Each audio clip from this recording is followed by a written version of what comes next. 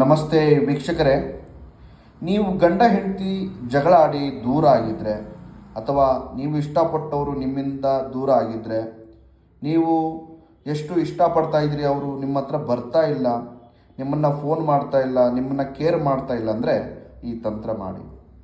ಒಂದು ವೀಳ್ಯದೆಲೆ ಮೇಲೆ ಯಾರು ದೂರ ಆಗಿದ್ದಾರೆ ಅವರ ಹೆಸರು ಮತ್ತು ನಿಮ್ಮ ಹೆಸರನ್ನು ಬರೀಬೇಕು. ಬರೆದು ವೀಕ್ಷಕರೇ 4 ಅಡಿಕೆಯನ್ನು ತಗೊಂಡು ವೀಕ್ಷಕರೇ ಆ ವೀಳ್ಯದೆಲೆಯಲ್ಲಿ ಕಟ್ಟಿಬಿಡಿ.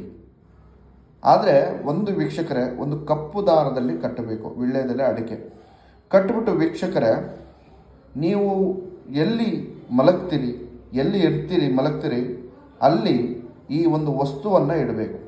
ಇಟ್ಟು ವೀಕ್ಷಕರೇ, ಬೆಳಗ್ಗೆ ಎದ್ದ ತಕ್ಷಣವೇ ಸಂಪೂರ್ಣವಾಗಿ ಹೋಗಿ ಹರಿಯುವಂಥ ನೀರಿಗೆ ಅವ್ರ ಹೆಸರನ್ನು 11 ಸಲ ಹೇಳಿ ಬಿಟ್ಟು ಬಂದುಬಿಡಿ.